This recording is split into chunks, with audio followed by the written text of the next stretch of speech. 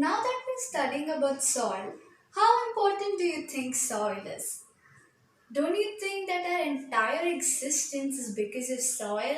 I mean, if not for soil, there wouldn't have been any crops to grow. And when I tell crops, it doesn't necessarily just mean rice, wheat, and ragi, but then imagine the clothes that you're wearing, if it is not synthetic and if it's cotton comes from cotton plant. And imagine everything around you, the metals around you, you mine the earth, you dig the earth, and that's how you get metals. And then the wooden furnitures around you, that is wood, which is basically trees.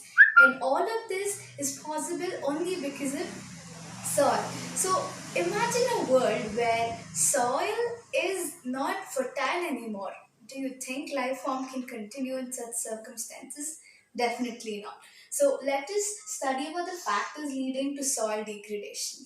So unfortunately, human greed leads to deforestation, because why does deforestation occur? It's because we need to construct more buildings because of the ever growing population, and that is why deforestation occurs. It's not only for construction, deforestation occurs for many other purposes, but mainly it is for construction to accommodate the ever growing population.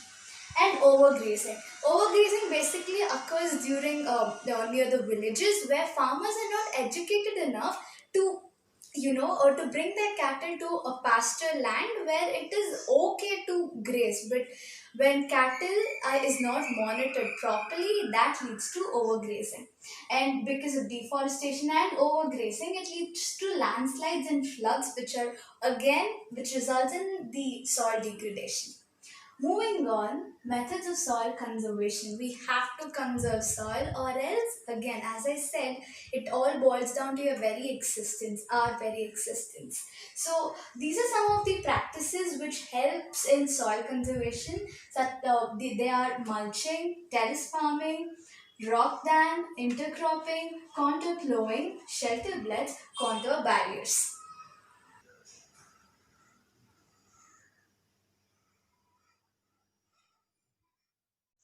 So, the first method we are going to study under soil conservation is mulching.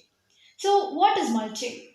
The bare grounds between plants is covered with a layer of organic matter. This organic matter can be anything, straw, humus, anything, which should help in retaining soil moisture. The next method is contour barriers. So, just like mulching, contour barriers are used for collecting water and retaining the soil moisture. So, stones, grass, soil particles are used to build barriers along the contours for this purpose. Rock dam. So, rocks are piled up to slow down the flow of water, which might result in soil erosion because of the intensity with which the water flows. So, building rock dams prevents gullies and further soil loss. Moving on, terrace farming. So, in terrace farming, broad flat steps or terraces are made on the steep slopes of flat surfaces so that crops are grown, and it reduces the surface runoff during soil erosion. As you can see in the picture, that if the land was steep because of landslides or any other causes, it might have resulted in soil erosion, but because of terrace farming you can grow crops as well as prevent soil erosion. Moving on, intercropping. Different crops are grown in alternate rows and are at different times to protect the soil from rainwash. As you can see in the picture, there are various kinds of crops, and these also help in maintaining the fertility of soil because not one crop can use all the nutrients. Moving on, contour plowing. Plowing parallel to the contours of hill slope to form a natural barrier for water to flow down the slope. I think the picture makes it clear that the contours help for moving,